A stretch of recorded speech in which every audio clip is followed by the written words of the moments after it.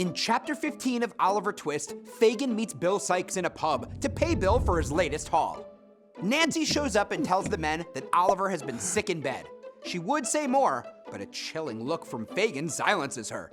Nancy and Bill leave to hunt for Oliver, and sure enough, they soon find him. The boy is on his way to the bookseller, lost in his memories of workhouse friend Dick.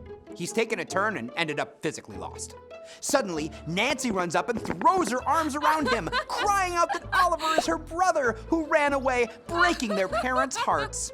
Bill appears, grabs the boy, and snatches the books out of his arm, accusing Oliver of stealing them. Egged on by several bystanders, Bill doles out some punitive blows and calls on his dog, Bullseye, to guard the boy. Meanwhile, night has fallen, and Brownlow's household waits in vain for Oliver's return. In Chapter 16 of Oliver Twist, Bill Sikes and Nancy drag Oliver back to Fagin's, where Oliver begs Fagin to return the books and money so that Mr. Brownlow and Mrs. Bedwin will not think he has stolen from them. Fagin and Sikes are congratulating each other on Oliver's fall from grace when Oliver makes a run for it, but Fagin retrieves him, threatening to set Bullseye on him. He's about to beat Oliver when Nancy grabs the club out of his hands and throws it in the fire.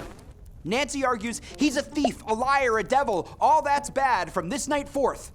Isn't that enough without blows?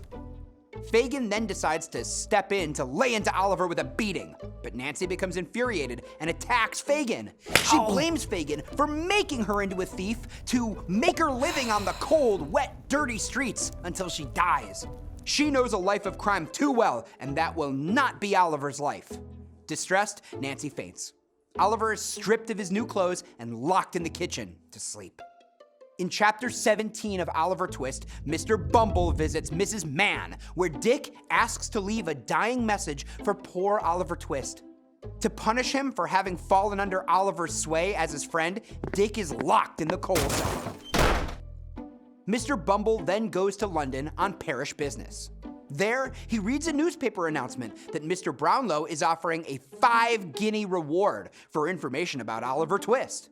At Mr. Brownlow's, Mr. Bumble tells Mr. Brownlow and Mr. Grimwig that Oliver's parents were low and vicious, and that Oliver had always behaved with treachery, ingratitude, and malice.